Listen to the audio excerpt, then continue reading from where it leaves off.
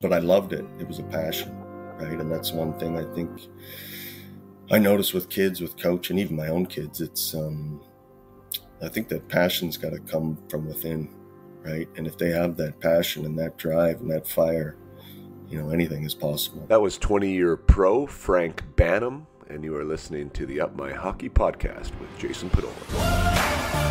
Just watch me now.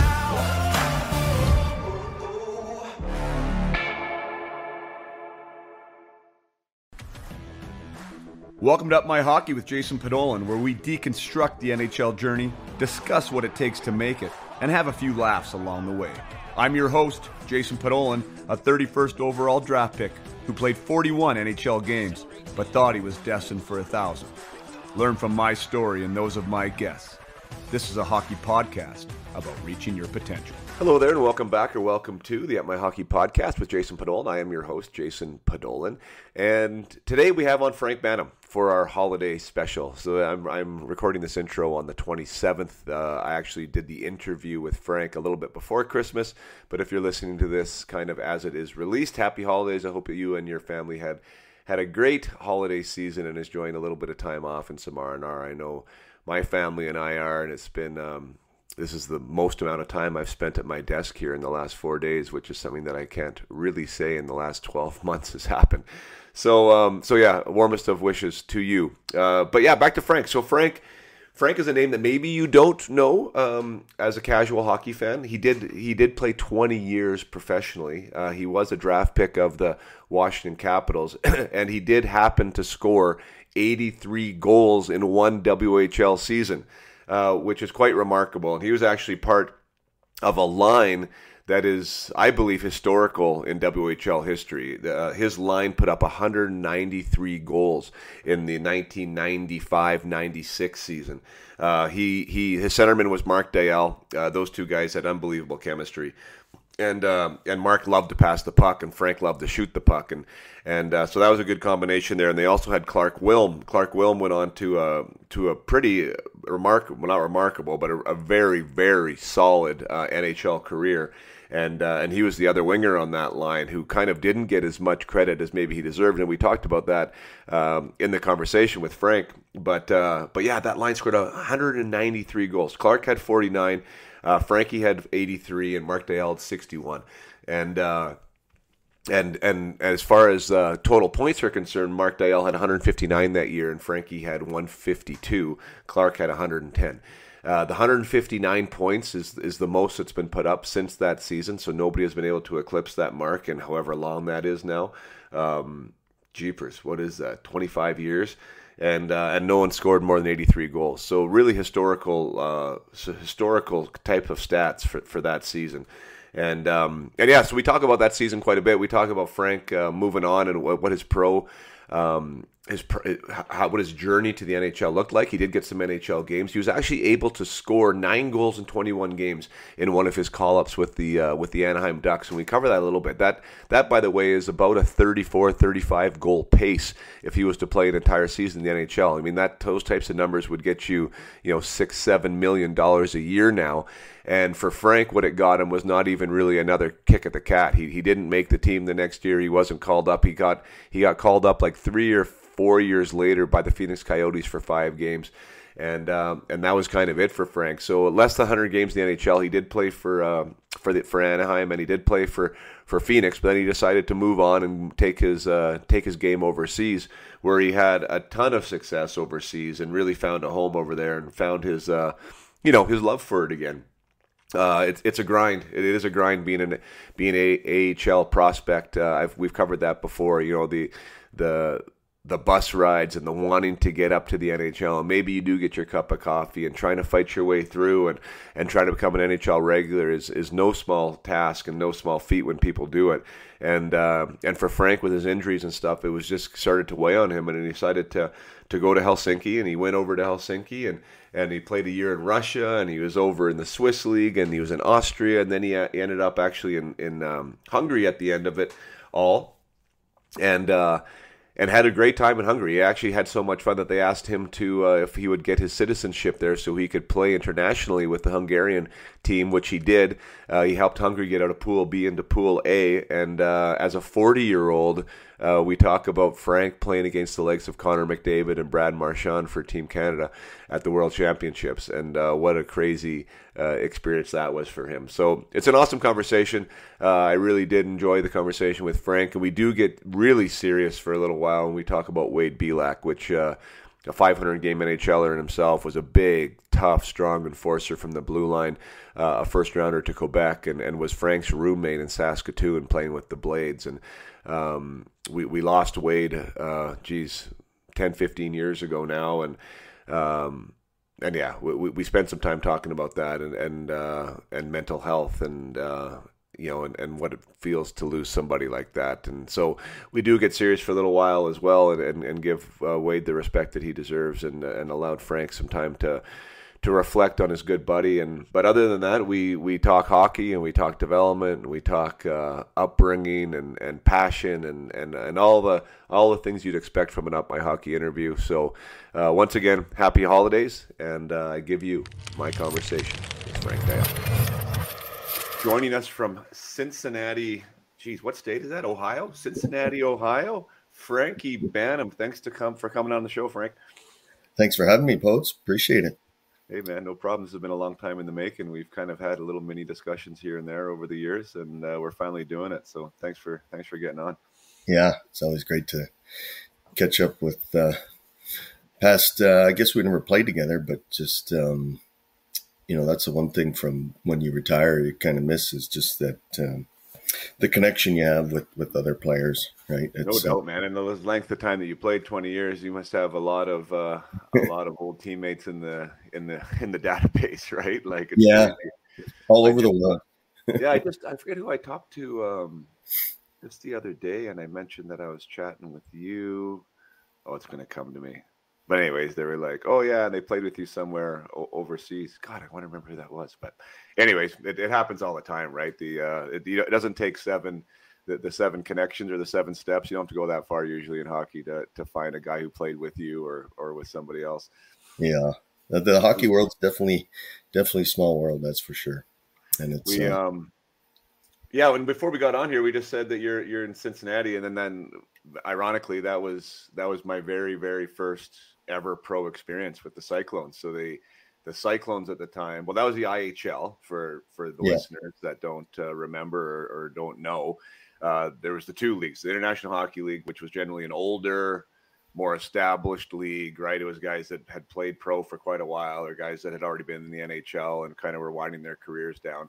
And then there's the AHL, which was more of the developmental league that was, still providing prospects up to the NHL. But there was some affiliations back then that were like with NHL programs. So the Florida Panthers, for instance, their minor league team was the Cincinnati Cyclones. So I was drafted by Florida, and then that first year after playoffs, they called me up for their playoffs. So I was 18, I think.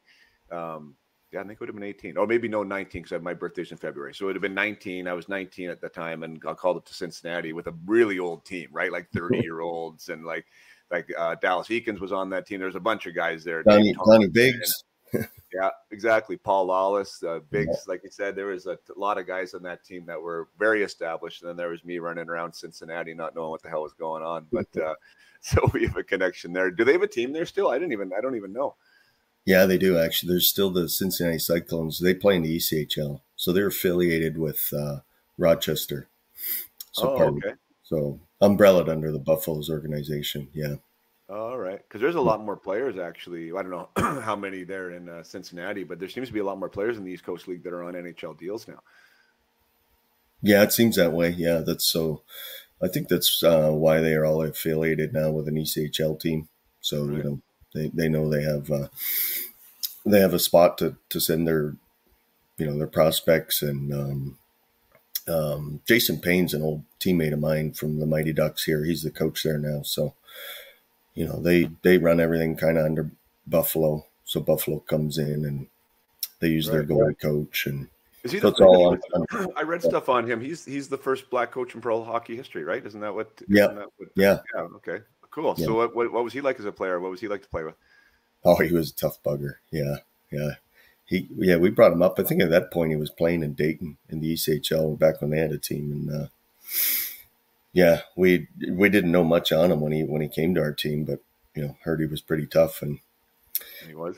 I don't know if we fought the first game or not, but we're like we're kind of like, because he's not a very big guy, he's solid, but we're like, how tough is this guy? And man, he dropped his gloves. I think first fight was against Gary Burnett, who was playing in Lexington, and man, yeah, we're like, okay, he's the real deal. Yeah, he was a tough cookie, that one, but That's just interesting. good, Did you ever good see coaching guy. in his horizon, or did you play with him long enough to really know? Sorry.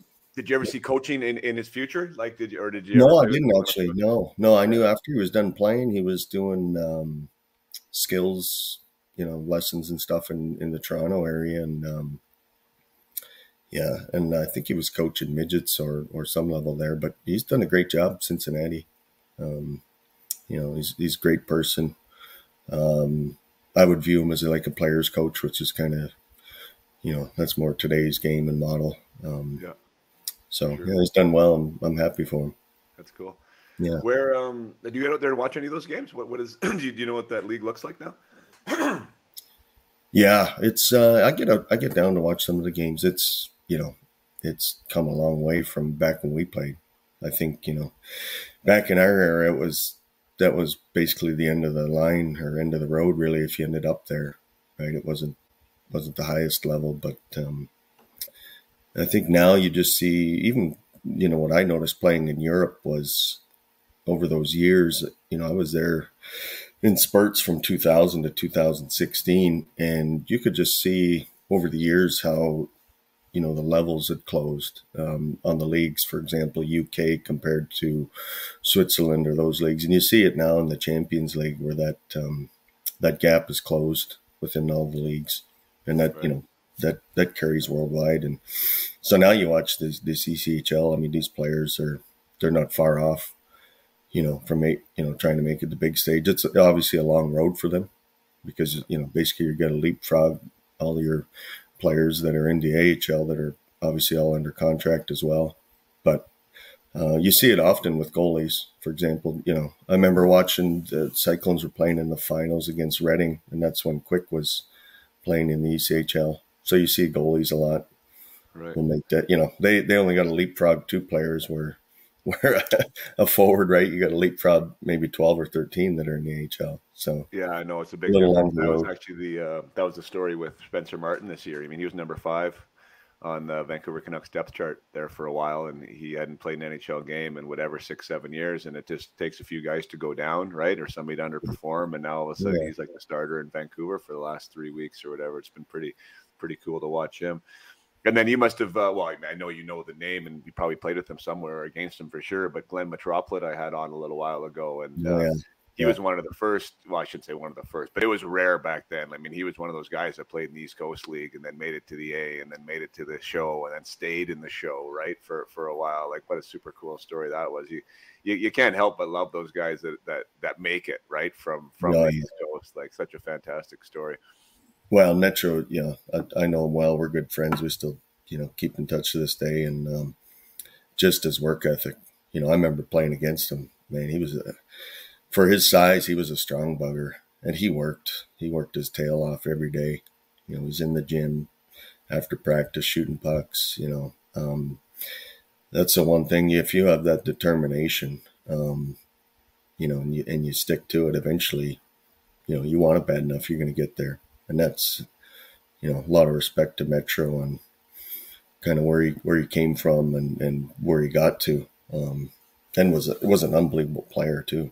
Yeah, really good player. Yeah. Yeah, his the one story that I've actually used with some of my players now that I'm working with, just from the mindset side, because adversity is going to happen, right? Regardless whether you're Frank Banham or Jason Panolan or Glenn Metroplet, or Connor McDavid, right? Like something's going to happen, right? And it's like how you're going to digest that and what story you're going to tell yourself. And the one that stuck out to me with Metro was I think he just scored 120 points or something in the BCHL, and he made his pro sort of debut, and he was almost made the AHL team. I think he was in the East Coast, and the East Coast team had you know, a lot of older guys. He said it was a good team, and it was such a good team that he not only did he not play, but he was sleeping on the stairs of the bus. Like that's where his spot was, by the bus driver.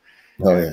And he said he was a healthy scratch for the first 20 games, I believe, sleeping on the stairs of the bus on the road trips. And you know, like in this day and age, like how many guys would have done that, right? Like he would still be there and not have gone home, right? And in 2 years, like Frankie, I think it was 2 years from that point, he ended up getting in the lineup, ended up turning into a point a game guy that year. And I think it was 2 or 3 years later, he was in the NHL, like from sleeping on the stairs of the bus, right? Like I just love that. Like that's like the stuff movies are made out of. Yeah, I mean that adversity part is an important part. That's why I believe I coach in the area as well, and it's you got to let the younger kids face and experience it a little bit, because eventually they want to continue climbing the ladder and getting to the top levels. You're going to face that at some point, so you need to have an understanding how to deal with it, how to work through it, and you get to 17, 18, 19 years old or 20, and all of a sudden you're facing that for the first time. It's, it could be harder on some people to work through that. Yeah. Well, how do you, so if you're a coach there, what levels are you working with?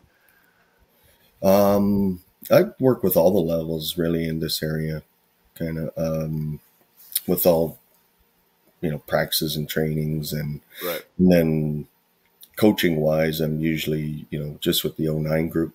So it'd be like the 13U. Oh, okay, cool. Yeah, that's the age of my oldest son is an 09. But you mentioned like you want them to experience adversity, or maybe it sounds like you would even like architect it or engineer it in sometimes. Like what do you think is appropriate level of adversity, or what are you speaking about with kids at younger ages that you'd want them to try and experience something so they can get through it? Yeah, the one thing with USA Hockey, I don't know if they do the same in Canada, but it's, they run the shifts at like 2 minutes when you're playing half ice. And do they do the same in, yeah. So it to me, it's a bad habit they get into. So it's hard when you get them out of that age into, I guess that would be, you're going from mites to squirts and, just getting them to buy in and staying on, playing fast as a team that, all of you got to stay at 45 seconds to a minute, right? That's how you play fast as a team. But some of them are used to like, well, I'm just going to stay out here till 2 minutes. And of course, yeah, you stay out there, you keep waiting, something's going to probably maybe happen eventually, right? Because the game goes so fast back and forth. But, just trying to teach them that part, like, hey, it's everybody is a team, and it's when you're taking 45-second minute shifts, you're more of a sprint than rather 2 minutes waiting for something to happen. Now you're going out there to make something happen. And then cutting their ice time on maybe how they're playing that game, but explaining okay, this is why you're not playing as much. And what would be a reason for you at that age? Like I'm from your, I think we're cut from the same cloth when it comes to that. I don't enjoy sitting kids, and I don't do it very often either. But what would be a reason for you to sit some on the bench? What would you have to see? Well, I mean, I don't do that often, but if I did, it'd be actions within, maybe something undisciplined or losing their emotions. It's one thing I really try to preach to the kids is, hockey's such a game of emotions, and you got to learn to control those emotions. There's a lot of times I'm yelling at my assistant coaches like, hey, we don't say anything to the refs here. They'll get yelling and I'll be like, no. If anybody's going to talk to the ref, I'll talk to the ref, and I'll have, one of my captain go over and, have a conversation with them. Right. Because I said, we start yelling at the refs. Well, then that's an excuse for the kids. And guess what? They start yelling. Right. So, just that. And that really can be excuse. And it's, I'm a believer refs make mistakes just like players and coaches do. Right. They're not perfect. There's 12 guys on the ice at once. And, if there's just 2 of them at this level, they're not going to see everything. Right. They're going to make mistakes. So, yeah, I try to. Yeah, no, Yeah, and we're so influential, and I shouldn't even say the younger ages, right? I mean, there's I just had on Scott Borick, head coach of Merrimack, right? D1, number 5 team in the nation, and Yeah. he just told a story, really awesome story about a guy that was sitting on his bench that had a letter on. I mean, not a player that could get a regular shift, but had won a letter just from the way that they developed the program there, and he came into his room between the second and third period, and the coach thought that maybe he was going to be complaining about ice time in this big game or whatever, and he just said, "Hey, coach, I mean, your energy's pretty negative right now. You know, I think you got to tone it down. It's rubbing off on the guys. You know, like yelling at the ref and doing whatever." And so, I mean, it's totally influential everywhere, right? So I mean, good on you to recognize it, because boys, the players just soak that thing up, and then they feel entitled to start yelling. And if there's anything wrong with our sport, I think is it how entitled people feel that they can yell at the ref, you know, whether it be parents, players, or coaches, right? Like, I was just sitting at a game the other day, I forget where it was, and it was a BC junior game, and the crowd started yelling the "you suck" chant, right? Or "ref, you suck," right? And there was like 8-9-year-olds, they were yelling, they thought it was hilarious, and I've never really thought of it before, honestly, because I've heard that lots, right? And I'm like, this is so strange that this is like allowed, you know, and this is, you know what I mean? That a group of adults and kids are screaming at like a 20-something-year-old person that they suck, right? And it's like totally normal. Isn't that strange?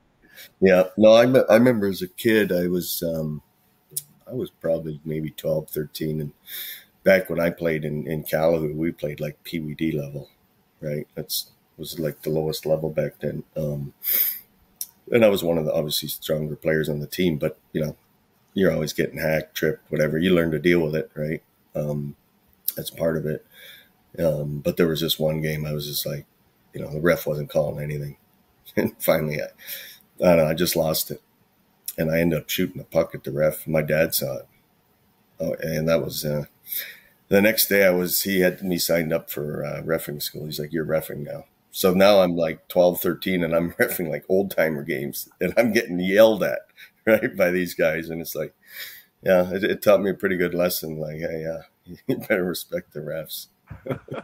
Good for you. That's a great move by your dad. But yeah, getting back though to the sitting of the kids, like, I mean, because I don't know, I'm working as a mental performance coach in the BCHL and with other teams around North America and with individual players, and a lot of these players nowadays are like super scared to make a mistake, you know, like, I mean, I suppose we were back in the day too, because like mistakes are really punished. And it's one of the things that I try not to do, or I think I never do as a coach, is punish like a mistake. I mean, an effort, something, you're trying to do something, right? You want that player to go out there and not feel nervous, right? You know, trying to be a hockey player. There's no fun being nervous trying to do that. But I will, like, I personally will, like, lack of effort for me is a huge thing, right? Like, if I have to continuously ask you to work hard, then you're just not going to play.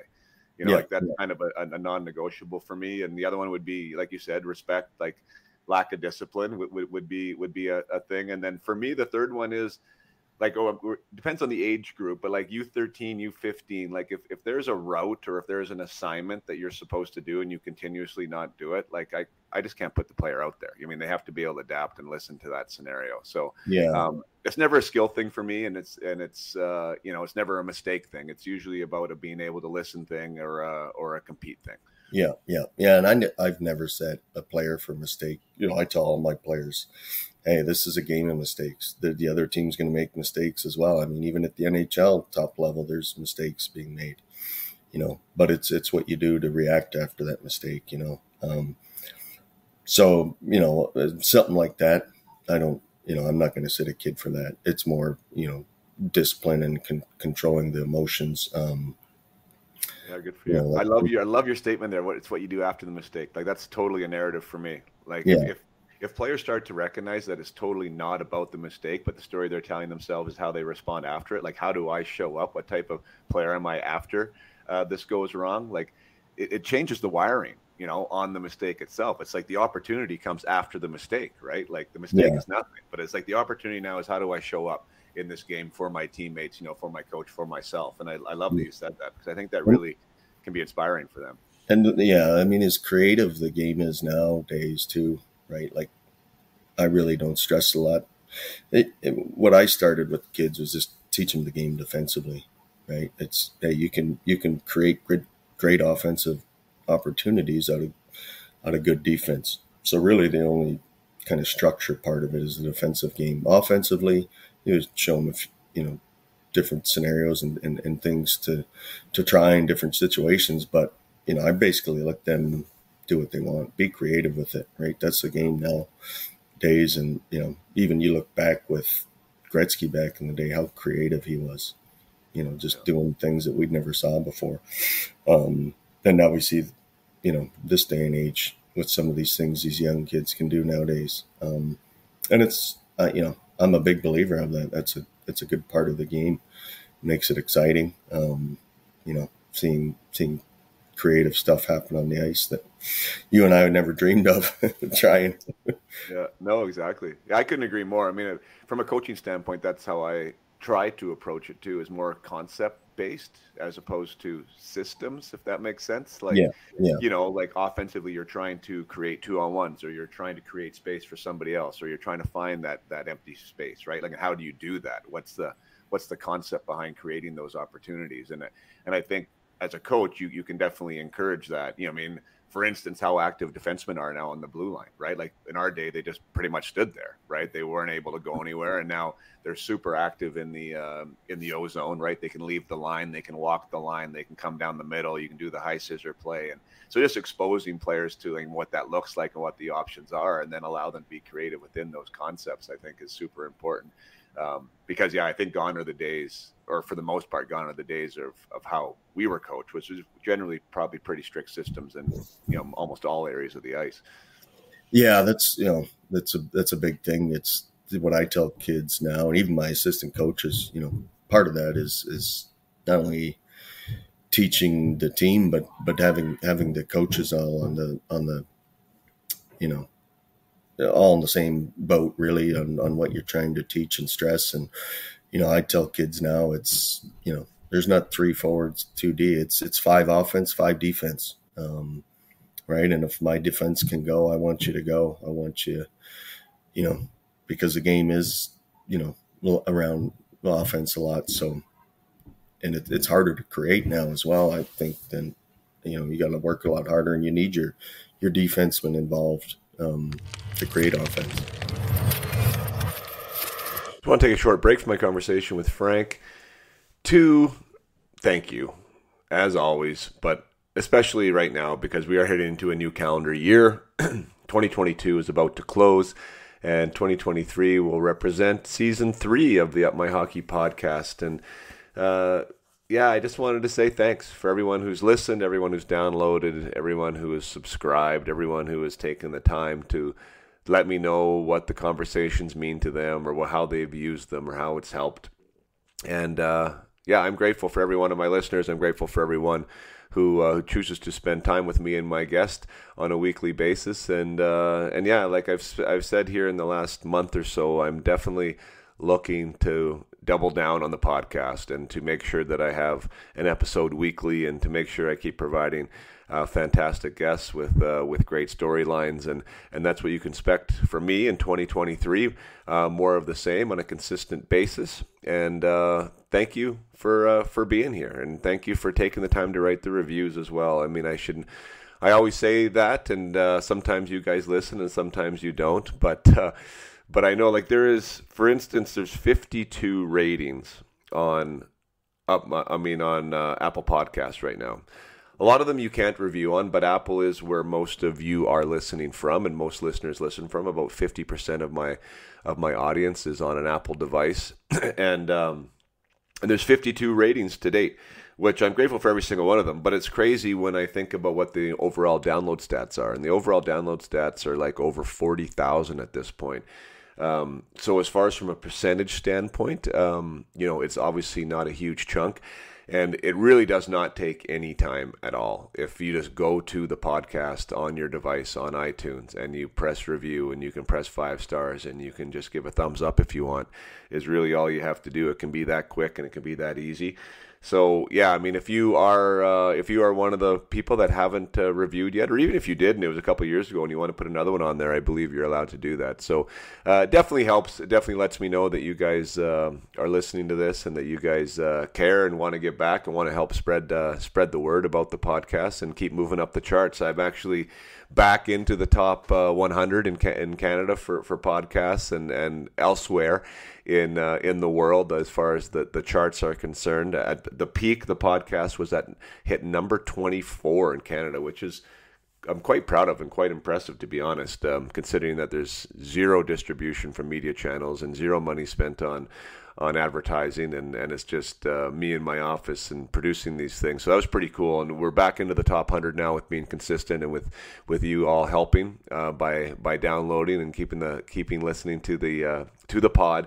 So we're hopefully going to keep climbing the charts, but it also matters if you guys do leave the reviews and if you help position the podcast so new listeners can find it. And that's what the reviews do, and that's what the downloads do. Is that whatever you're listening to it on, it recognizes that, hey, this is getting a lot more hits or a lot more likes or a lot more reviews. People are listening, and now they're going to show it to other people who are interested in hockey. So thanks again. Thank you for being here. I really appreciate it. 2023 is going to be fantastic, and I look forward to providing some more great content for you guys. Now back to the episode with Frank Banham.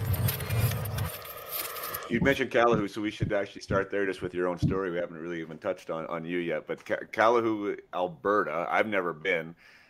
Just read in the bio there, it was a super small town and essentially, one rink. I mean, totally sounds Canadiana, right? Like how a small town like that would do. First of all, how big is Calahoo, and how did you guys have your own rink? So it was a town about 75 people. Which they don't call a town, they call it a hamlet. That's the name. But I grew up there. All my buddies lived there. Obviously, we had enough each year for a hockey team and baseball team, and that's what we did. We had a rink there, which we were in a town like that. We received government grants to keep the rink up and running, and basically a small town like that, like we had the keys to the place. So I remember times at 12 at midnight, 1, 2 in the morning, we're out there playing, and we would scrounge off, equipment laying around the rink for someone to be goalie. And I remember as a kid, I was playing goalie. We didn't have a goalie helmet, and I'm wearing a back catcher's mask, thinking about it back now, like, geez, we're crazy, right? A big opening through the eyes. And, but we had fun. I mean, it was, we'd be out there for hours and hours. And that's one part I see now with kids these days. It's like every time they're on the ice, they're being told what to do, right? And they don't have that time on just being a kid and being creative, right? It's now, I don't know how it is in your area, but our area, at $400 an hour for ice time, and not, only 3 rinks in this area, right? You want to take advantage of that as much as you can to get the most out of those practices. We don't have the luxury outdoor rinks here where, kids can just go out and be creative. And I remember as a kid, you'd play against all different ages, and you just figured it out. That's where you kind of honed your skills in and learned to make it work as a smaller guy on the ice. Yeah. Yeah, no, great point. And I've touched on that lots of times. And I try my best. I try my best with my own programming is to allow that space, right? And with my kids for sure because you're just playing, right? Like, and I don't want it every time that there's a coach with a whistle in their mouth telling them what to do. And actually, I just sent out my spring schedule for this spring coming up, and I have some tryouts coming up here over the break, and there's a day dedicated, a 3-on-3 scrimmage day. That's like all I do is just stand there and just make sure nobody gets hurt and and let them play, because they don't do that on their own, right? And there's not really an opportunity to do that, and everyone's so busy and doing stuff. You just don't go to the pond like we used to and just go have a game pickup. So I really do try and incorporate that, because one, that's where the kids get passionate. I think that's where you grow the love of it, and it can't just be all serious all the time. So Yeah. How influential do you think? Like, was that like the most influential thing? Like, just having that access to that rink, do you think, and just your buddies and being able to go out there as much as you want? Yeah, I mean that was huge. Like not only that, my dad made me an outdoor rink. So if I wasn't skating down at the rink, I was skating outside. So it was on the ice every day, right? And just that amount of ice time and working on the game, no matter what you're doing, right? It's just it's going to help evolve the game. And in our town too, we have the coaching was good. It's a passionate town for sports. Craig Berube, who coaches the St. Louis Blues, like half the town is Berubes. It was either Berubes or Quintels. So, but even all his family were, he had a lot of uncles and they were all involved in sports, all coached, and just kind of from that background of just the work ethic and not backing down and all that, learning all that as a kid. And I remember Craig Berube's uncle, Emil. He's kind of like he was like the godfather of our town. Really supported everything. He was part. All the brothers, they owned the meat shop there. So he was the one that always donated everything. And actually, I remember when I first went to Fernie and I made the team. I called my dad. I'm like, hey, I'm not gonna stay here. I'm coming home. I was just homesick because I went there not even thinking I was going to make the team. I just jumped in the car with my buddy who was going to the tryouts. And after that Sunday, coach said, okay, you made the team. You're going home with this family. And my buddy he didn't make it. So he went home. So there I got a pair of underwear and a socks and a pair of shorts and going to starting school the next day. So I called him after the first week. I said, I'm coming home.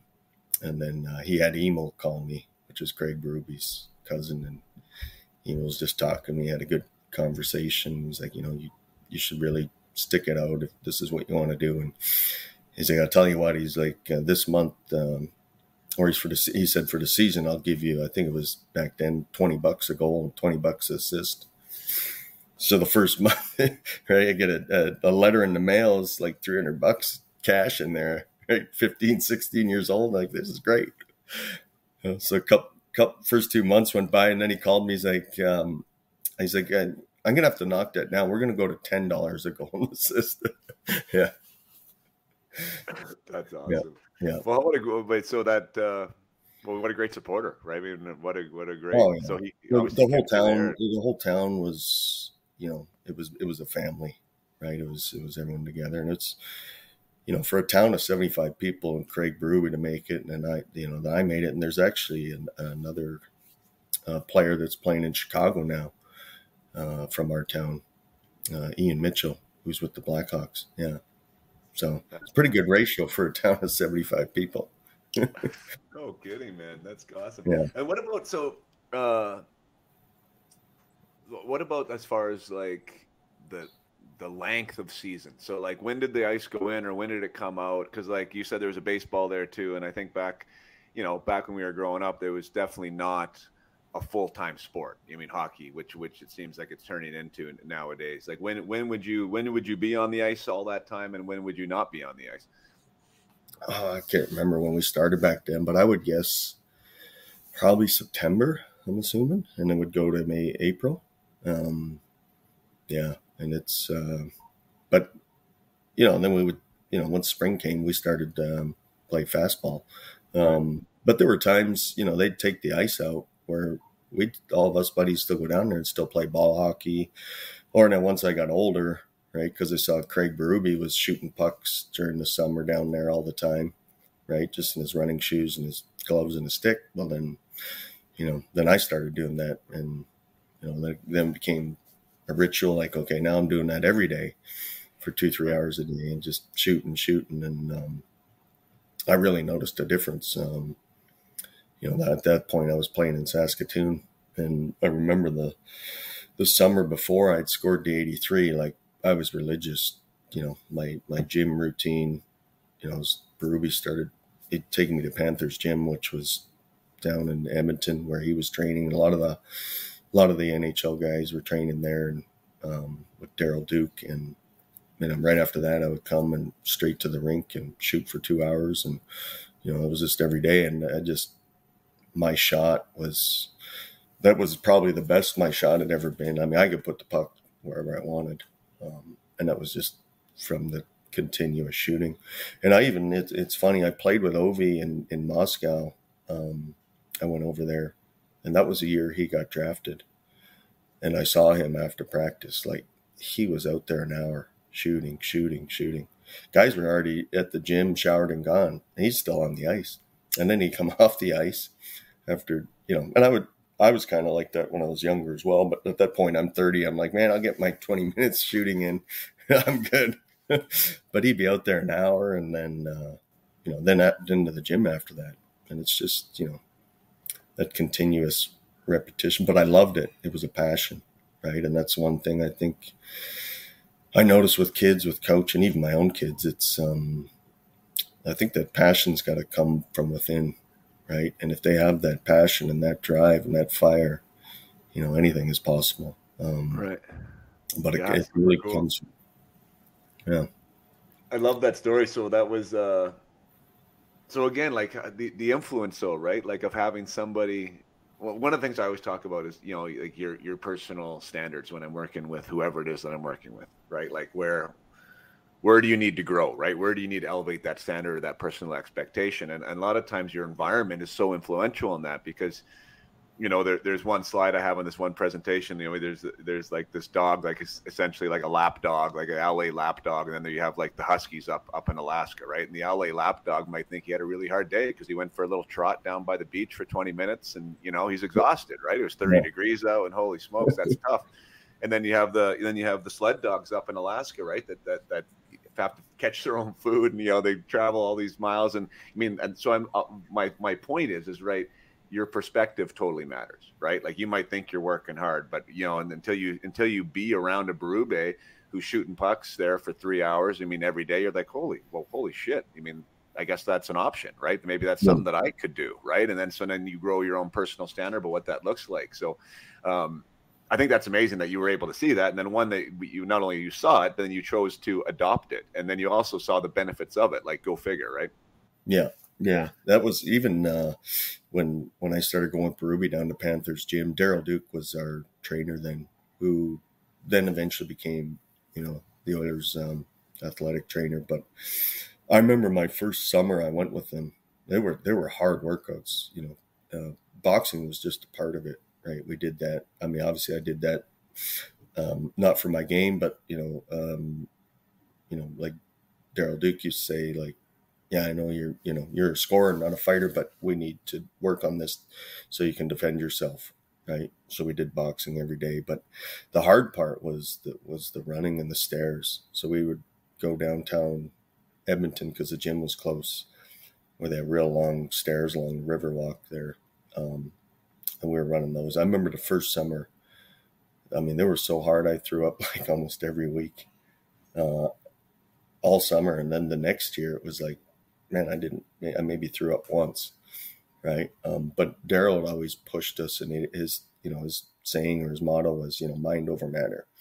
It's like your mind's trying to tell your body it's tired. You get, control your mind, right? So just the summers and summers of training with that and learning that, he was, obviously a big part. And then not only that, we had other guys there, like tons of guys, like, Ray Whitney was down there, Tyson Nash, Zach Boyer, Jerome McGinley was down there at times. I mean, there were just all kinds of guys, all the Oilers guys, right? So when everyone's there together, you're pushing each other as well, right?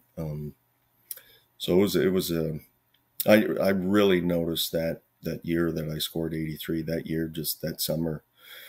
Yeah, I was already doing it, I think 2 or 3 summers with Dookie. And then that summer, I really noticed like I made a big step. Yeah. I wasn't, always the back of the pack or the middle of the pack. Now I was more the front of the pack. And, I'm like, okay, now. And when you can see that the work you're putting in to start paying off, that's where some of the confidence comes from, right? You can build that confidence by your work ethic and your practicing. Yeah. Yeah. Yeah, and it gets harder, right? I mean, that's the one thing is the younger levels, which I think is probably one of the reasons why I love coaching the younger levels so much, is like the development curve is just like so steep, right? Like you can give them something and they just get better, like right in front of your eyes. You can actually see kids get better, you know. And then Oh, yeah. obviously, like the longer you get in the journey, and you're talking now like your fourth year in the WHL, it's harder to make those gains, you know. Like it's harder to see improvement, but when you do. It definitely pays off. I mean, Brad Larson, previous guest, your head coach of the Columbus Blue Jackets, now he calls it the last 7%, right? Like the guys at his level are trying to get to that last 7%, you know, Yeah. and each percent that they get is like a pretty monumental gain, right? But it's so damn hard to get it at that level, and I think, you know, you're talking about that, right? And that's where that passion and that continuous dedication and commitment to getting better, right? And Yeah. you saw that spike there. Let's talk about that 83 goals. I mean, I had Deyell on. So Frankie and Mark Deyell were line mates in Saskatoon. So I'll maybe set this up. I don't know for how many years. I think the last 2 years for sure. I think Mark was there with you, right? Isn't that accurate? Yeah. Markey was there. DL was there 3 years with me. Wilm, who was our other line mate, was 4 years. Right. Yeah. And then my old roommate, Belak, he would have been with us 3 years. Gotcha. So, you know, So and yeah, now, so Mark Deyell and Clark Wilm and Frankie Banham were aligned there, and then that 1 year in particular. I mean, didn't Clarky get 52? yeah, he was, I think, 49, 50. Yeah. So Yeah, I'd always played with Clarky on the line all 4 years. Clarky used to, or he was a center. Um, and then Diesel, I played with him, you know, for sure all the last year and the second year, or our second last year, majority of that we played together. Yeah, and you know, all those guys that I mentioned, all, you know, were a huge part in me scoring 83. DL was just, he was an incredible passer. He scored 60 himself. But I just knew as soon as he got the puck, you know, he was gonna find me. I was like, I just got to get open and shoot it, right?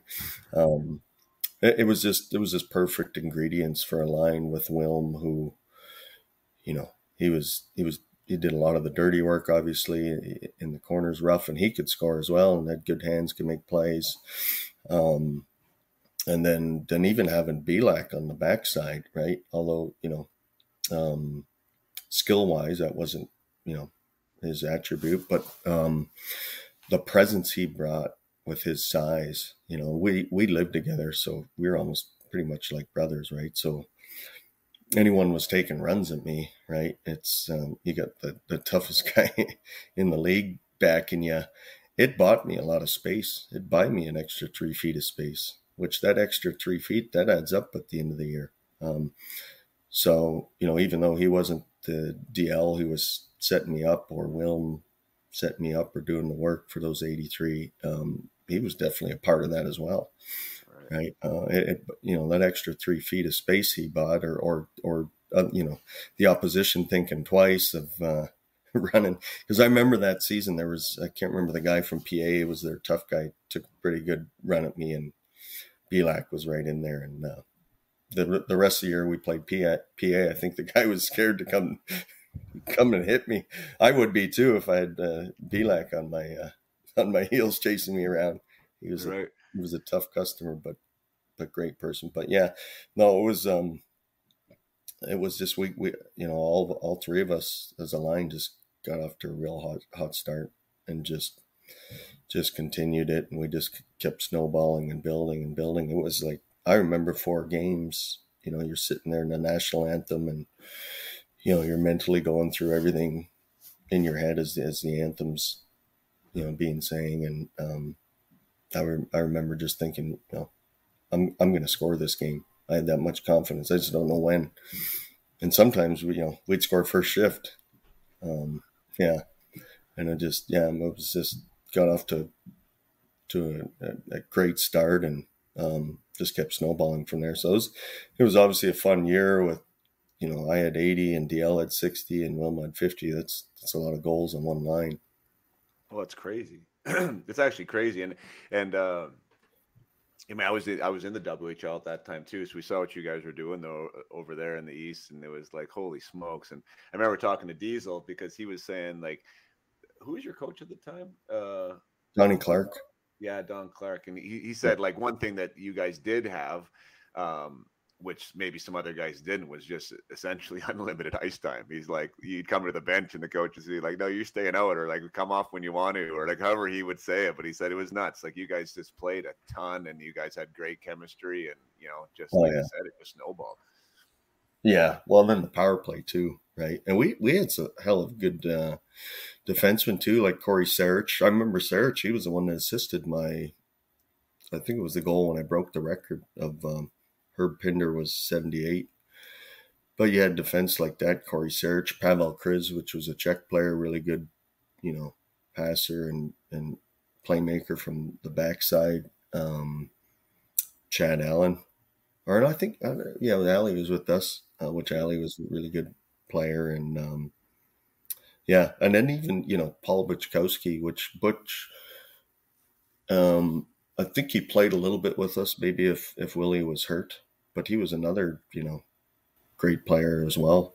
Yeah, he had 80 points. I mean, that's the funny thing with that line is because like Clark, at least at the time, and we didn't play against you much, but like he was a bit of the afterthought, like as far as like who to worry about, but he was really a glue piece for you guys and was really like the toughest nails guy. But it's funny when I look at the stats, like he only had, I shouldn't say only, but he had 83 PIMs that year. You had 116 and Deyell had 122, and Clark was tough, right? Like Clark could throw. He was a tough guy. And ironically, I guess out of the three of you, and I've used that as an example before, is like he had the most NHL experience too, and the most NHL games after that, the way he fit into the league and was kind of a puzzle piece that teams needed. So it was interesting because I think he was a little bit underrated playing with you guys who were so flashy, and putting up so big in numbers, yet he was obviously doing a job for you guys on that line. Yeah, with Clarky, I mean, he was, I would say, more of a complete player than Deyell and I. I mean, you could play him at any position. He played left, he played wing or center. You could rely on him on a defensive face-off or penalty kill or power play. Not only that, he was a tough cookie, great teammate. Always stuck up for his teammates. So it doesn't surprise me at all to see the pro career he ended up having, because he had a lot of different tools, where Deyell and I were kind of I guess you'd say like one-dimensional. We're just all offense. Although we played defense and stuff too. But that year it's we weren't in our zone a whole lot. Right. So you got drafted by Washington in '93, and then never really got involved with them. Like, what did you not sign with them, or what? How did that happen for you on the contract side of things? So back then, I don't remember exactly how it worked, but I knew after the first year, you didn't have to sign, but I believe they had to make you an offer or something to retain your rights, which they didn't. So I became a free agent, and actually that after I went to Capitals camp that year, I was drafted, and then the next year I went to New Jersey Devils camp, just on a tryout. And that was the year the Devils actually won the cup, and Albany won the Calder Cup. So at that point, I would have been 18 or 19, I guess. So that would have been a tough either squad to crack. Which I lasted a while in the camp and tryout, which was good.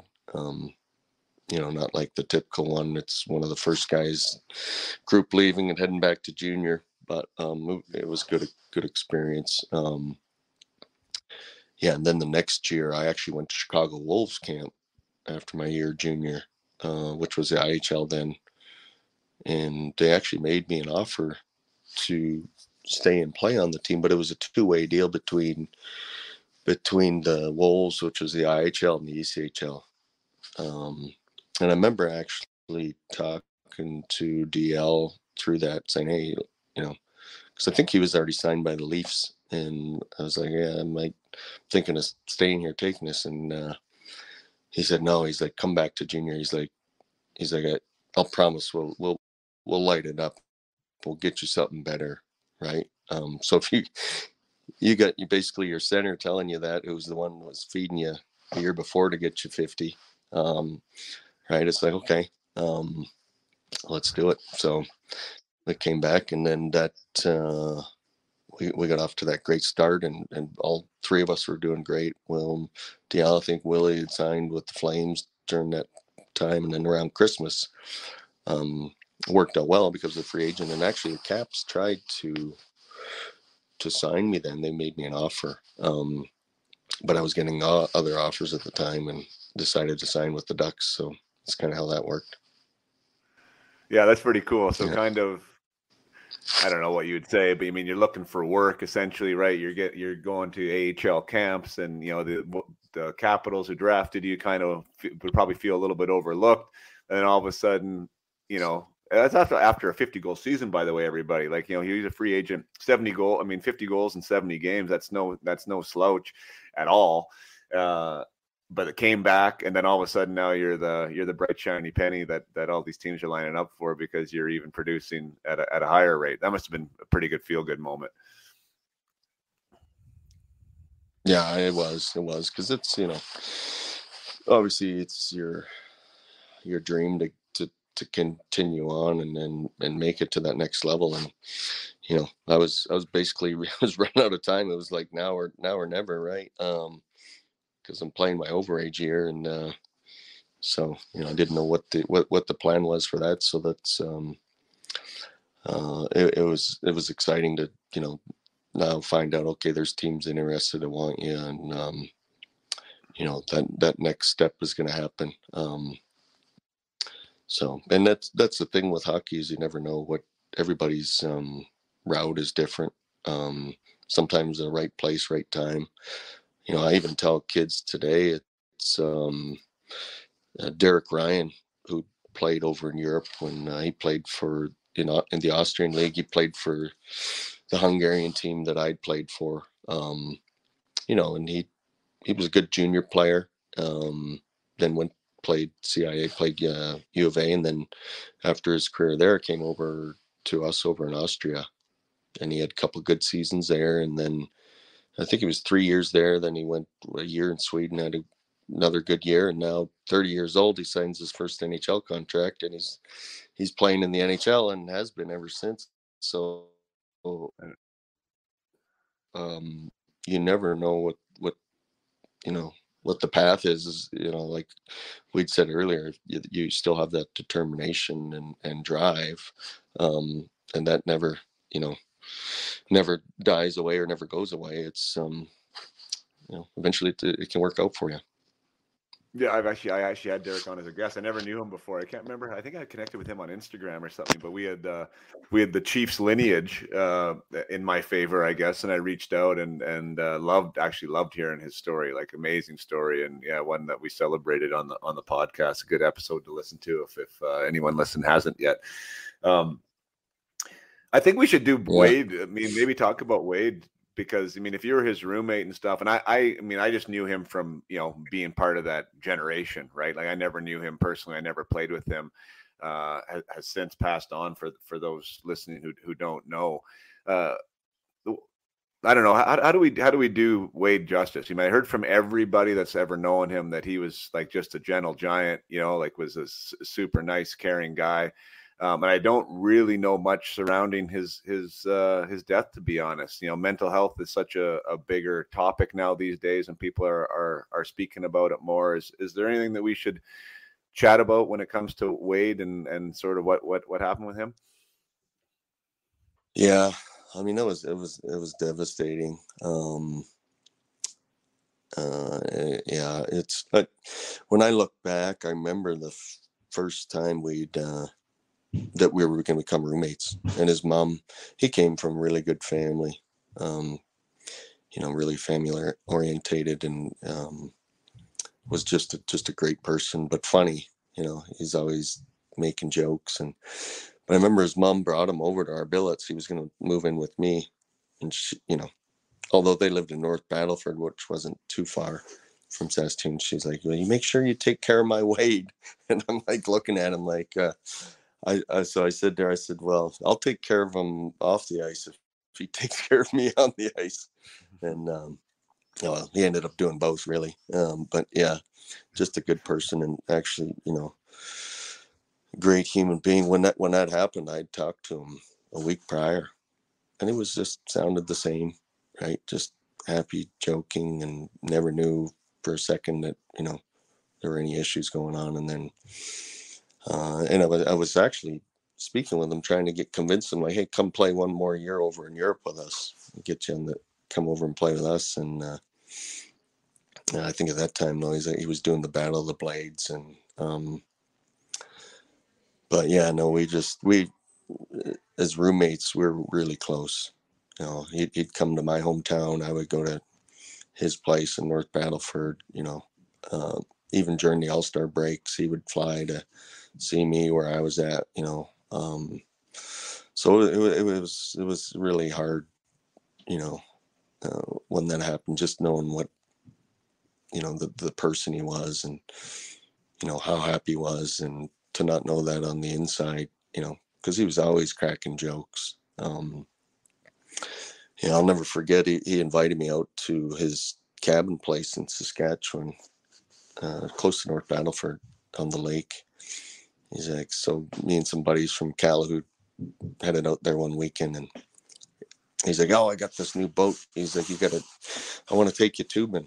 I'm like, okay. I'd been tubing before, but man, I don't know what kind of boat it was, but he took off in that thing, and I'm like, man, I gotta get out. Like, he was pulling me all over the lake, like in the water. The rooster, I guess what they call it, was hit me in the face. Like, I couldn't even see. I'm holding on for my life, and I'm thinking, man, as soon as he slows down, I'm gonna let go and get off this. But I mean, for 15 minutes straight, I'm white knuckling it. Like, there was no chance.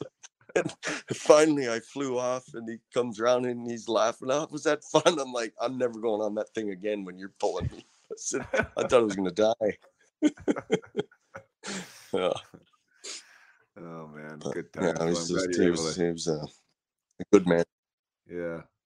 Is there any lesson there at all for anyone listening? Like, I guess you never know, and I don't know. It seems to happen too often, and it's usually completely unexpected. I had coffee the other day with Ryan Johnson, my first roommate pro, and Greg, his older brother. No one saw it coming, and obviously left a wake of tragedy, but behind, and what a good leader he was and everything else. And Wade, I heard that too. Like, is there anything like to take away from that as far as from a lesson, or anything people could do or know?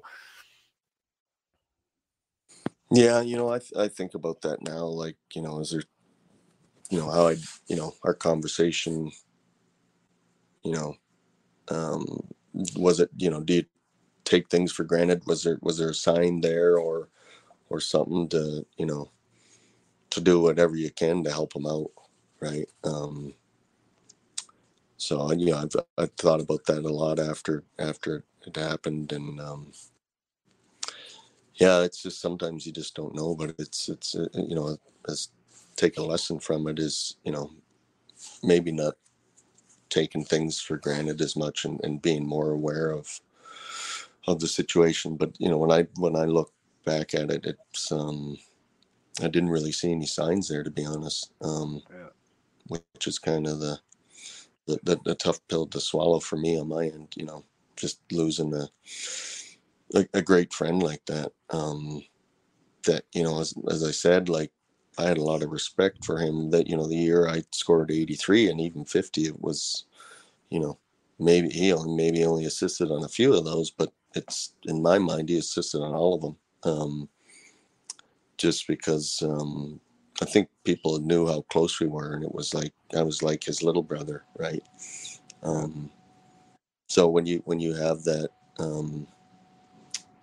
that team camaraderie like that, or someone's got your back, it's you play with a little bit more balls and more confidence. You don't you eliminate that out of your mind when you know your buddy's got your back, and that's kind of one thing I try to teach with the kids too here, right? Is just you guys always got to stick together and play for one another and have each other's backs, right? Like that's an important piece if you want to get to the next levels. Is just that teammate part, right? Which was us growing up playing juniors and stuff. That was when we started learning all that. And I can even look back playing in Calhoun. I was already learning that because it was the same team every year. But that's an important piece. Yeah, for sure. Yeah, taking care of each other. I love that camaraderie aspect of hockey for sure. And maybe just to put some closure on the Wade thing. I mean, I had a friend too. wasn't a professional hockey player, but tried to take his own life. It was like I would consider him one of my best friends, and I had all this questions, that you were asking, right? Like, what could I have done, or did I miss something?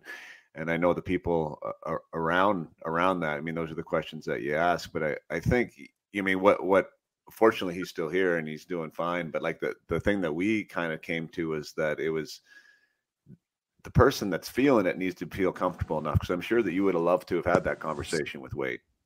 Like you would have been there for him, 100%. And it's up to the person that's kind of going through it to be able to open that door and to trust those around him. And I guess that would be the thing that I would just say, if anyone's having any issues with anything, right? Like there's someone around you that wants to hear about it. And there's someone around you that, you're not burdening anybody. And I think that's just it. And it's okay to not to be okay, as they're saying now with the mental health side of things. So I think that us talking about it, I think the more people that do talk about it, at least it allows the conversation, I think, to happen. And I do believe the conversation is healing for a lot of people. So I guess that would be my add to that. And if anyone's else struggling, when I think about back on Wade too, it's he kind of had that he had to do it through his career, that tough body armor, right? Where maybe he didn't want to let his guard down, right? And it would, I wish he would have, right? I wish he would have opened up, because I would have done everything I could to help him make sure, what happened didn't happen. Because he was just an incredible person on the inside. And he was like a big teddy bear. I remember living together. We wrestled all the time, and I could usually do pretty good against him. He wasn't a strong wrestler, but in no means would I ever dare to try and drop the gloves with him, because his back muscles, man, was he strong. And when he got throwing, I saw him. He could do some damage. That's for sure. For sure. I remember there was a game in Regina we played. It was an exhibition game, and I got kicked out of the game. I can't remember what. Maybe it was fighting or something. But I'm in the locker room, and about 5 minutes later, he comes walking in, and he's got blood all over him. I'm like, oh my God! I'm like, what? Did you cut yourself? Like, what happened? He's like, no, it was the other guy. I'm like, oh, jeez.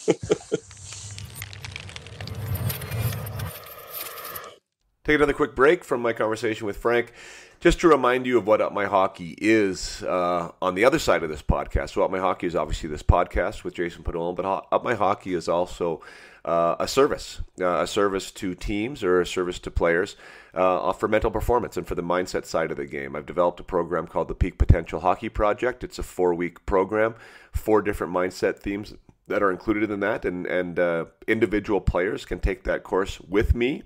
They can take it by themselves, or they can take it mentored with me privately.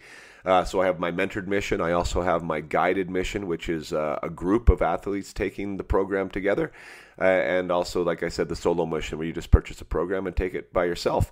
There is that way to work with me. I also have group coaching calls with a set of athletes that are want to take their game to the next level and have big goals and have big dreams and understand that mindset is a big portion of that, and want to be around like-minded players with the support of a coach like me that's going to keep holding them accountable to what they want, keep giving them new ideas and helping them fight through challenges and helping them celebrate their successes. There's also my private clients that I'm super grateful for and that I've been working with, some of which for now 2 or 3 years. And have helped them climb the ladder and getting their scholarships and getting positions on all-star teams and making it to the BCHL and some guys approaching pro ranks. So it's a lot of fun right now being a part of Up My Hockey. And if you are a player who thinks that they should work on their mindset, or maybe you're somebody who doesn't really know what that means but understands that, wow, this probably is something that I should be looking at, even though I don't think there's anything necessarily wrong or broken with me. And that is really the message of Up My Hockey. It's not about being broken or needing to be fixed. It's about how do you become your best. How do you become your best, which is why I called it peak potential. How do you get what you want? How do you get where you want to go? And when you start asking those questions, and you start listening to the answers, you're going to find out that, you know what, you need to be really curious about your development. You need to understand that you are better with others around you. You are better with a team, and you are better when you keep turning over those rocks to see what's underneath. And if you have not looked at mindset as a way to grow and as a way to gain a competitive advantage, and you have big goals and you have big dreams, and you're honestly missing out. So yes, if you're a player, by all means, hook me up. Check out when the next Peak Potential project starts. Ask me a question if you want. I'm available online through my website. If you are a hockey coach or a manager, whether it's of a minor hockey team at a AAA level or a AA level, or whether you're part of an academy, or whether you're part of a prep school, or whether you're a manager somewhere of a junior team and you know that your players will benefit, one, you are right, and two, I can potentially help. So 2023 is going to be crazy. Next season is already looking busy, but I would love to support you and your team. And if you want to reach out and see what that might look like, by all means, please do. Most of everything is available at upmyhockey.com for the mindset portion. And obviously, Up My Hockey is also an on-ice skill development program where I have things running. So if you're local to the Okanagan area, you can definitely check out upmyhockey.com to see what I have on as far as spring camps or spring programs or summer programs or skill sessions throughout the year. So thank you again. Upmyhockey.com. There's also the Facebook group, Up My Hockey Parent Group. There's also the YouTube channel where you can watch this interview if you want. That's Up My Hockey as well. And I'm also at Jason Padolin on Instagram for anyone who wants to follow me on social. All right, now back to the interview with Frank Banham. Let's talk about you. Like, you're one of those guys that I've talked about, and I never really saw you play as a pro, Frankie. So I can't really talk. I mean, obviously we've covered your ability to score though at the junior level. 19, 20 years old, you scored 133 goals. Usually that translates to the pro level, and it did for you at the AHL, and it also did for you like the 1 year it seems like you got a little bit of a crack with the Ducks. So I mean, 97, 98, you had 21 games played, you scored 9 goals. I did a little bit of math before we came on here. In an 82 game season, which the NHL is, that's a 34 goal season. And yeah, it seems like from that point, like you never really. I mean, you had 3 games in Anaheim the next year and 5 games like 3 years later in Phoenix, but never really had a shot after that. Like, what can you talk to me about that run there where you had the 9 goals in 21 games and what it was like, and then also like when they sent you down and sort of what the message was at that point? Yeah, I think when I went to Baltimore after my year in Saskatoon, I ended up ripping my chipping my pubic bone, actually, where your stomach and groin muscle join. And at that point, right, so you signed your first NHL contract. And as I was saying before, that work that I was putting in the summers and training and shooting, it's like, right, it's paying off. So when I had that injury in my mind, when I look back on it now, it was, why you say not train harder, train smarter. But I thought, okay, I'm going to do even more. right? So now I'm at the gym 6 hours a day, right? And I'm there all, and I'm like, well, it's a stomach. I got to do more sit-ups, and and I was just training through that summer and running and everything, and never got better. It actually got worse. So, my first 2 years were pretty tough because I didn't, I ended up having surgery, and I didn't start the season, my first year with Anaheim till like Christmas, because I had surgery, and then the next year, I missed training camp again and didn't start, until right before Christmas, and then got called up at the after Christmas, and that's where I finished well with 9 goals in the last 20 games. So, looking back on it, if I would have came straight from junior, healthy after that year, I think I would have had it would have worked out better no matter where I ended up, if it was the minors or made Anaheim. But, when you miss some of that time off, the 2 years, I think it takes a lot away. Because those are important years of developing and learning the pro game. And so that was a struggle. But, I was able to get up there at the end and do well. I was playing with Matt Cullen, which Matty was very similar to Deyell, could just find you. So for me, I was good at that. I was good at getting open and shooting a puck. That's what I love to do. And then, I finished well, and I thought, okay, I'm finally 100% healthy here, going into training camp the third year, which was the first training camp I was going to be able to attend, with the Ducks. And they brought a new coach in, Craig Hardsburg, from the year before, which was more of a defensive mind coach. And I did well in the preseason, I thought. But as, Hartsey said, he's like, I got my 2 guys here to score my goals. I need guys to focus around the defensive part of the game. I'll rely on these 2 guys to get us the goals. And, I would say if that was a weakness in my game, would have been in the defensive part. Right. Because as I said, in my last year junior, we didn't play a lot in our own zone. And then missing those, 2 years, bits and pieces of the first 2 years of pro, made it tough. And then, I got, even though I got sent down, I was still positive and like, I'm going to do anything I can to get back up and continue to work, and because I'm finally healthy. And got sent down in the first week or whatever. I got knocked out cold, concussion. Woke up in the training room. My tooth was gone. I had stitches in the back of my head, my lip. I got rocked pretty good. And looking back at it now, like I played the next week, right? Which, it was, I probably wasn't ready. So, I was facing some adversity, right? It was tough. And that was kind of my decision when, after Anaheim, when I looked to go over to Finland, because I had some options to stay here, but, it's like, I want to try this, see it. And that's where I found that passion for the game again, because it was, over there, you're going twice a day.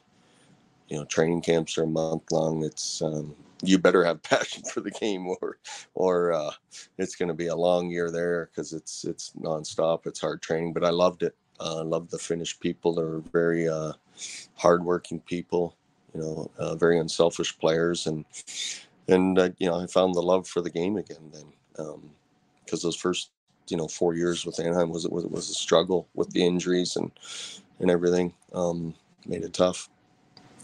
Can you talk about the Finnish development model? Because they're a country that completely fascinates me. I think it's like 5 or 6 million people there, and they compete on the world stage, and they continue to produce, player after player after player. It's pretty it's pretty astounding, to be quite frank. And I've heard that they do things there a little bit different, just with their minor hockey development system. I'm not sure if you're familiar with that, because it's been a while since you've been over there. But do you remember anything different about like the kids growing up, or even you mentioned what the pro game looked like over there? But can you talk about what that hockey experience was like? Yeah, I mean, it's that's what I see compared to here to all of Europe. Growing up in a town of 75 people, right? I don't even think we had to pay fees, to be honest. I remember raising money to selling chocolates door to door to pay for a tournament to go do our tracksuit.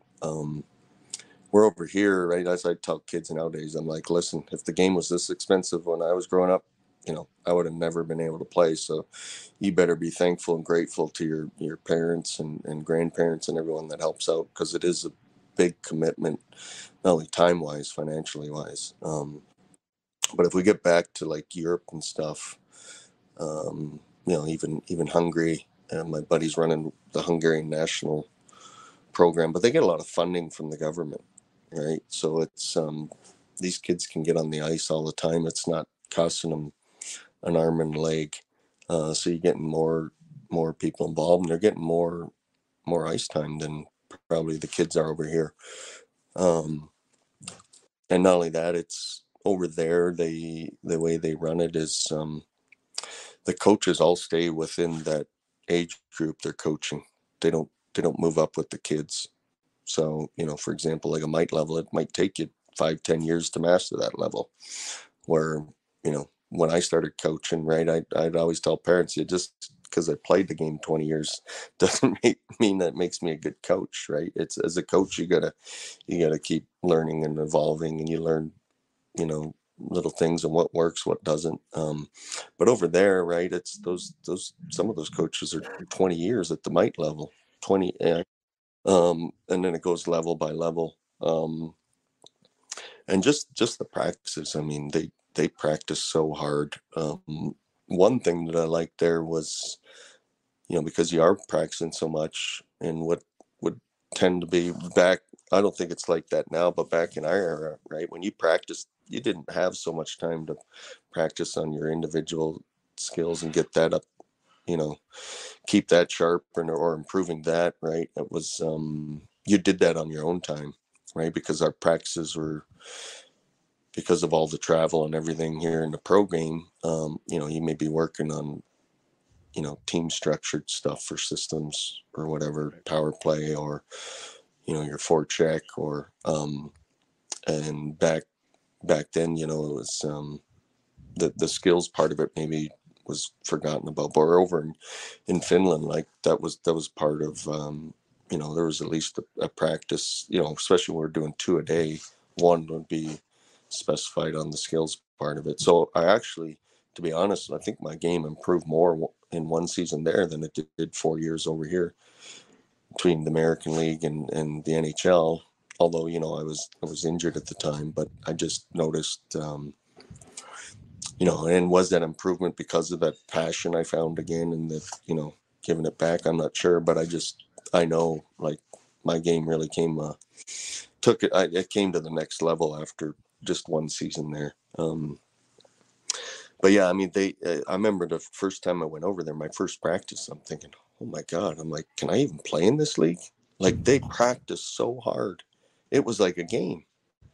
And I'm like, man, these guys are going 100 miles an hour, and they play, you doing physical drills, they're playing tough, right? They're all out. And then the game would come and be like, man, we're these guys that were in practice, right? We're in Canada, we're the opposite. It's like, yeah, we'll practice, but once that game cart comes, right, it's freaking everything all out.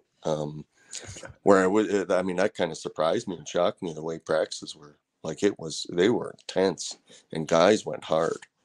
Like, they pushed themselves. So,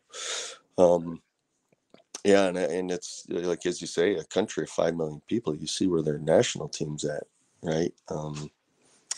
It's just amazing. And part of that is the work ethic and the coaching. It's, because they run their programs under the pro teams, So it goes all the way down to when you first start playing. If you're part of the Okrit team, you go through those stages, through the mites, the squirts, the peewees, right? And your goal is to make the pro team. But all those coaches work together and collaborate together, as a whole organization. And they're there, for years. It's not like we're over here. It's basically more the dads follow the kids, right?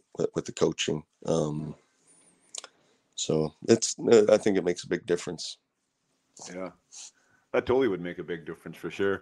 That is the model here, right? I mean, that's what I've even done. Started at Adam and moved on to U13, and I'm not coaching my oldest now at U15, but you usually just graduate with your kids, and you don't stay in that one age group, which like I said, is different. Coaching U9 is different than coaching U11. It's different than coaching U13, right? And you start to figure out the developmental things that click and the things that don't. I could see how that could be a big advantage for sure. So is those paid positions then over there? They must be, obviously, if they're through the pro team, then they have non-parent coaches that just stay in that environment. Yeah, they are. So that one of my old teammates, he's in charge of the program. So the Hungarian government gave them a bunch of money to the hockey program. So he started basically the academy there.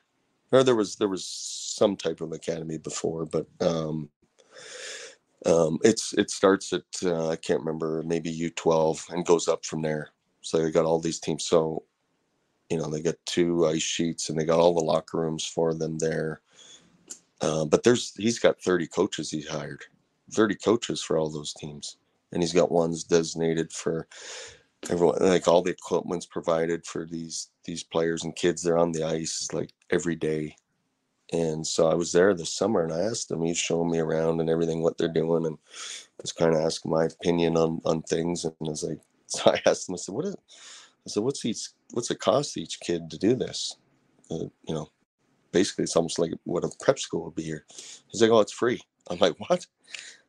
I said, over in the US or Canada, you're paying like 30, 50 grand for something like this. And it's free. I'm like, that's unbelievable. Right. And that's so, we're over here, as you see, just the costs, it's crazy. And then you might be eliminated in one player or two that could help make a difference to push the next ones because of the financial situation. Yeah, so that's through government money you're saying there in these European countries. It's funded through the government federally. Yeah. Yeah. Wow. Yeah, I mean, that would be an answer. I mean, it's definitely one of the biggest challenges for sure now, and it actually breaks my heart too. Like, you already said it, right? Like, you wouldn't have probably played pro if that was the way it was. And now, like, how many people are we leaving behind because the costs are so expensive, and they get expensive early, right? As soon as you start playing travel or competitive, it gets really expensive, and takes a lot of players out of the ecosystem. Like here in our area, so our boys, in Kentucky, Ohio area, like football and baseball's big, basketball. But my boys started doing football these last 2 years, and they love it. I love it because they can walk to practices for one, and I don't have to run them. But although that's fun for me, I love still coaching and stuff. But it's nice to sit back as dad and watch as well. But the fees for them to play football is $200 for the season, and they get all the equipment. I'm like, man, you can't even get a stick nowadays for $200. Right. And that's just one piece of the equipment, the way kids grow with their feet. And I got one kid on my team. He's went through 3 pairs of skates. He's into a size 11 now, and he's a 2009. And you just think, right? Like and a kid that size and that weight, you're not buying him the cheap pair, because he'll just break those down in a month's time, right? So you're looking at the mottos now that are upwards of $1,000. Yeah. And that stuff starts to add up, and the travel part of it, right? It's usually what the fees are. You can probably double that, and that's what your travel costs are going to be with hotels and all that, and meals on the road. So it is it's a big, that's why I tell all the kids I coach, like I always tell them, like, you better be appreciative of this, because it is a big commitment for families financially and time. Yeah, for sure. And isn't that a difference too between the European model and the North American model? Like there's so many people here in North America that are really game driven. Like they, 75 games a season for these kids that are, 11 years old, whereas the European model is more practice time, less competition time. Isn't that true? Yeah. And I see it now when I'm coaching, like, one part is you want to keep teaching the accountability, right? Well, that accountability is showing up on time and being at all the practices, right? And having all your equipment and being organized and all that. But I'll see that at times. Like, Johnny's not coming this weekend because, it could be a practice weekend. But if it's the game weekend, they're all there. And that's, rightfully so. Parents, who wants to watch practice, you'd rather watch a game once they're, and I even say it even at the old timers levels, right? As soon as you put a scoreboard up there with a time and a score, the whole game changes, right?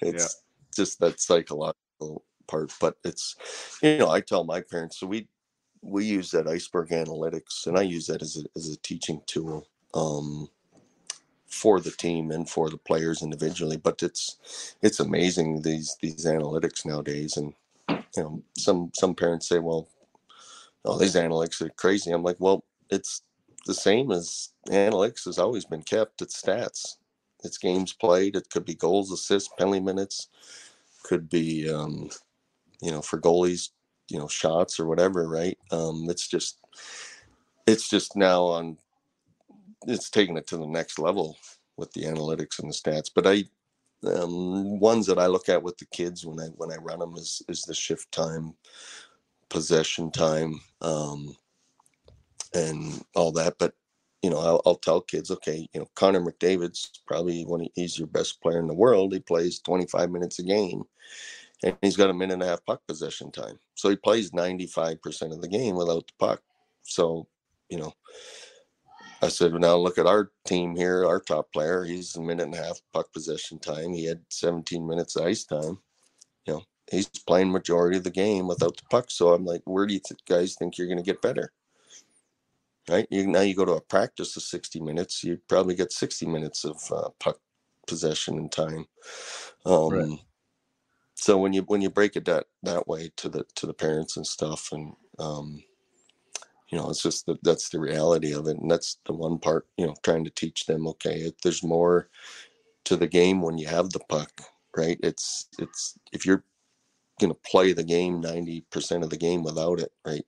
We got to focus on what you're doing when you don't have the puck. And, maybe this is why your puck possession time is down in the game, and, you go over videos and stuff. But it's nowadays with these analytics, it's crazy. I mean, you can run everything, and it shows everything, and it's a real stat, really. It's the same as if you're counting your goals and assists. There's just 1,000 ways to break it down, and how we utilize that information to make you better individually, and how do we make the team better, right? It's one I would look at is giveaways, right? So it counts giveaways, and my team was really high, and I'm like, look, we got to have a team goal to get down to this percentage, right? And now let's look at why this giveaway percentage is so high individually and as a team. Right? So there's watching the video, there's no puck support, or maybe you're panicking with the puck, and it's just teaching tools, right? Trying to help them. Yeah. And that's what I find with video. It's kids nowadays, they want to see it. It's, you draw it on the board, and where they probably can't read my chicken scratch anyway. It's just better. I just put everything on the video and let it go, because they want to see it visually. And there's those tools out there. Yeah, I mean, I was just going to, sorry to cut you off there, but it was a great point with the whole, identifying how much of the game is not with the puck on your stick. And I was just reflecting while you were saying that, my U15 son was in a tournament this past weekend, and I ended up doing the video for the parents, right, of the Facebook feed or whatever, right, live, and I was doing like essentially commentary, and I was Yeah. coaching kind of through the commentary, you know, like talking about certain scenarios and stuff. And anyways, it was crazy how many people came up to me and like thanked me for doing that, and I've learned so much, you know, parents mostly, right, or grandparents, and but then the boys were all obviously watching it too, and there was something to be said for that, because we spend so much time on physical skills too, right? Like everyone is so good because so much emphasis is put on that now. But I find that as a coach, it is hard to find the time to teach all those areas away from the puck, right? Like that there is, like we talked about that earlier at the start, like the conceptual side of hockey and like what you're trying to accomplish when you don't have the puck and you're on offense. Like what are you trying to do in that scenario? Or you don't have the puck and you're on defense, what are you trying to do in that scenario? And I think that those are usually the parts that are overlooked, yet that's essentially the majority part of the game is that, right? Like how are you affecting the game when you don't have the puck in your stick? Because that's most of the players out there. So yeah, I love that you do that, and using video is a great tool for that. And actually, it sparked some interest for me is actually to create some learning videos just in general for players out there, because I think it is something that they don't get enough of. And I know at the junior level with the coaches that I'm working at, and even the midget level, I mean, it's like they're always amazed at how little the players understand the game. You know, at that point that they haven't learned X, Y, or Z to this point. So, anyways, and that's where I find, you know, a weekday practice, right? It's parents running from work, you know, grabbing something to eat, getting the kids on time for practice, and them jumping on the ice, and then they're running right, you know, after practice, because you got to get home, get your homework finished and ready, you know, for bed and school the next day. And that's where I find like I do these weekends where we call them high performance weekends, and we'll do two on ice practices on a Saturday, and I'll mix in video and off ice between those two, and then we'll do two on a Sunday. And I just find those work better to try and do some of the teaching with the off ice stuff and the video, right? Because during the week it's hard to, you don't have the time. You're not going to spend 30, 45 minutes before or after a practice. Maybe some teams do, but it's for my team, I think it'd be too tough. So those weekends work well. You know, yeah, of course, you know, obviously it's not a game weekend, but that's where some people maybe don't understand. They're going to get more out of this practice weekend than they are, you know, us playing 4 games, right? So it's just finding that balance between that. I think, you know, playing too many games, it's okay. You might be having, and you can see it the younger years, you might be having success, but you know, how is that success happening? Are you cheating the game, or is it, you know, how are those situations coming? And you know, you keep playing all these games, you might be just those bad habits just keep getting stronger and stronger, where you know, you don't even have time to correct it. Yeah, no, for sure. And it is balancing, I guess, that passion, like you say. I mean, kids are passionate about competition, as you pointed out. You mean put a scoreboard up there, and the players love it, and sometimes it's a little bit harder to get that love out of practice. But it's always the ones that move on.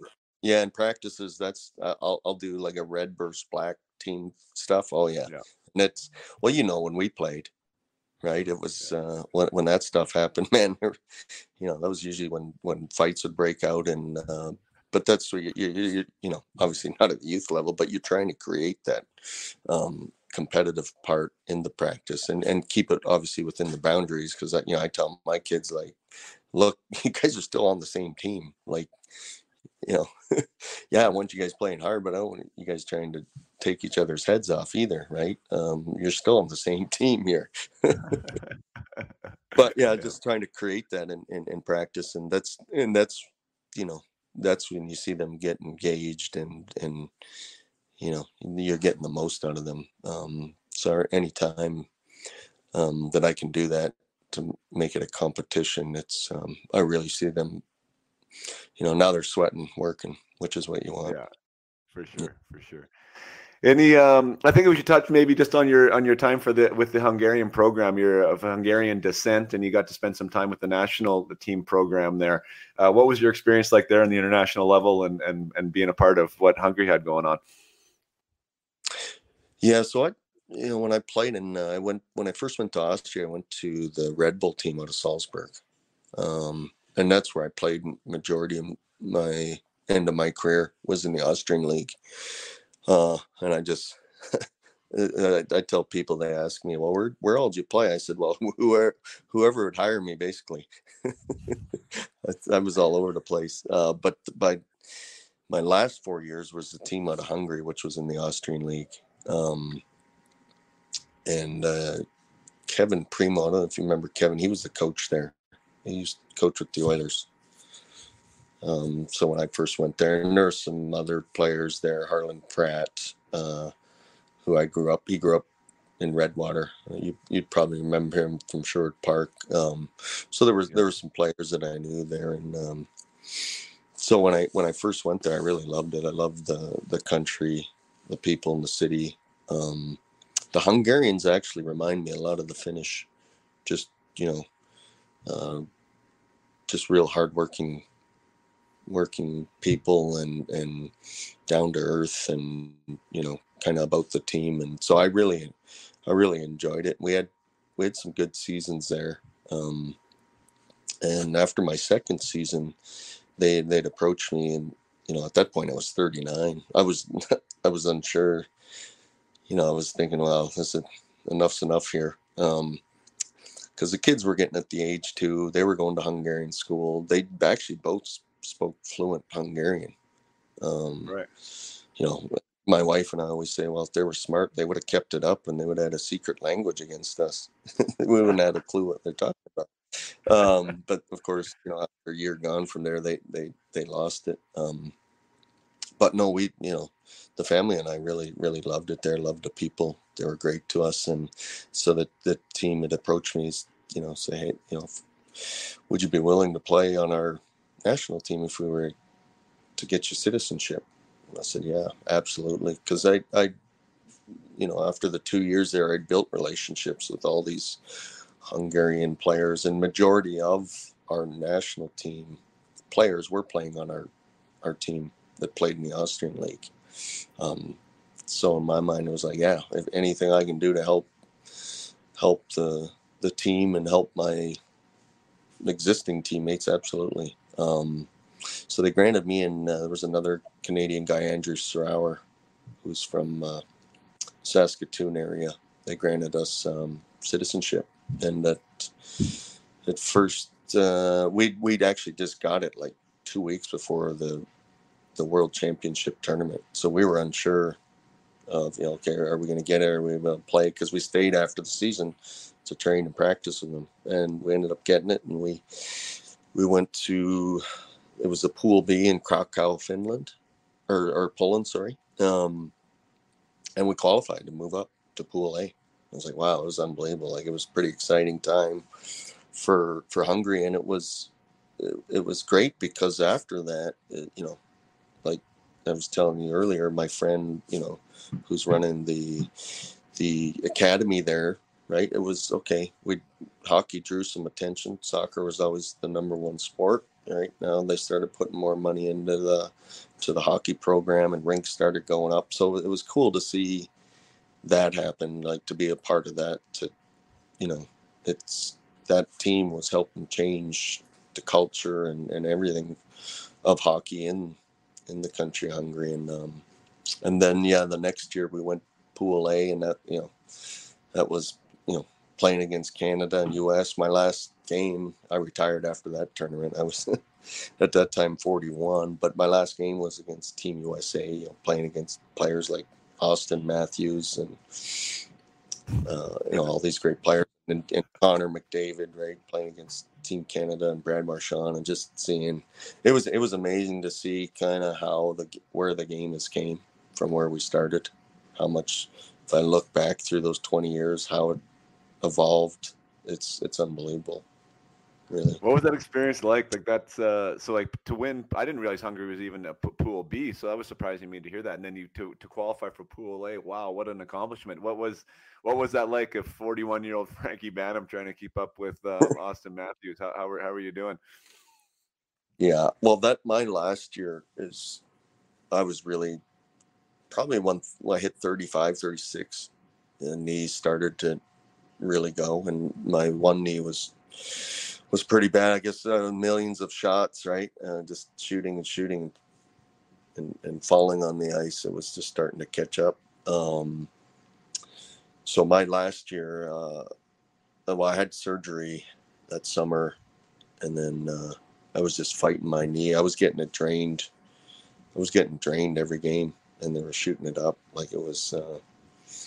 And even I was like, man, in my mind at the camp before we went to the Pool A, which was in St. Petersburg that year, I was like, man, I don't know if I can make it.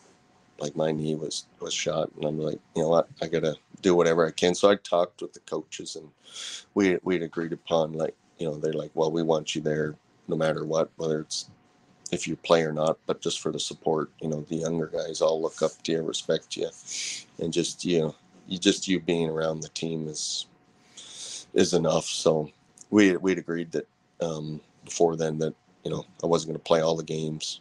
I'd play some. So I can't remember. I think I ended up playing four games. I'm not sure. I played against Slovakia, Canada, and U.S. But yeah, it was. I remember one shift I got caught out there with Connor McDavid, and he went around me like it was like me going around my kids, and I was going as fast as I could, and I was like, I felt like he was like he wasn't trying, and I'm like, are you kidding? And on the play, Brad Marchand scores on the play, and we line up for the face-off, and I look over to Marshy, and I was like, there's no way I was ever going to catch that guy. He's unbelievable. And Marshy, who was a top player in the world himself, says to me, he goes, it's unbelievable how good he is at his age. And now I don't feel so bad, because now when I see highlights on TV, he does it to those guys too. So, but yeah, it's just amazing the work. I was sitting on the bench with my one buddy that I was telling you, Chaba Kovac is his name, who is running the academy now in Hungary. And he was the next oldest guy on I think in the tournament. He was 34. I was 41. It was, we were the old guys, but I'm sitting on the bench with him, and I look over him in the Canadian game, and the guys are just freaking. I said, they need a speed limit out here. I'm like, God, like, this is unbelievable how fast the guys are. I'm like, oh man, that's awesome. But no, Oh, it was a good experience to see that. Yeah. Yeah. What? Yeah. Fantastic, man. We well, maybe we'll wrap it up. I mean, I really appreciate it. We had a little bit of technical difficulty there, and thanks for picking up your phone halfway through and getting her done. But great to catch up. I mean, so many years and so many stories, and great to see that you're still giving back and being a part of the game there in Cincinnati and helping it grow. And that's one of the things that I think we're both probably pretty passionate about is trying to keep the game alive and keep it strong and keep growing it. So thanks for doing that, and thanks for spending some time here today with us. Yeah. No, I appreciate it. And I'd love to get up that way. I'm not sure if you still do the father-son trip, but I know we spoke about that until COVID hit. But definitely like to get back for that. That's that sounds like a great bonding experience, which is one thing you kind of take for granted, right? Is that time with your kids, with the everyday busy life. But hopefully if you're still doing that there, I'll get up there at some point to attend that. That'd be fun. Well, that's awesome. Yeah, well, we'll make it happen. But thanks. Have a happy holiday here. We're recording this right before Christmas, so I don't know when it'll be released, probably a little after, but happy holidays to everybody out there listening. And thanks for tuning in. Frank, thanks for being here. Sure. Okay, thank you for joining us today, Frank and I. for our conversation. That was a long time coming. So, Frank, if you are still listening, or even if you're not, I always like to thank my guests. So thank you so much for taking the time with me and allowing my listeners the opportunity to know a little bit about you and a little bit about what it takes to play pro for 20 years and what it takes to score 83 goals in the WHL and the trials and tribulations of trying to grind it out in the pro hockey lifestyle. So thank you so much for your wisdom and for your shares. I really love your perspective and all the ideas about coaching that you shared, and it sounds like the players of Cincinnati are really benefiting from having you behind their bench. So thanks again for everyone out there. Once again, happy holidays, all the best in 2023, and until next time, play hard.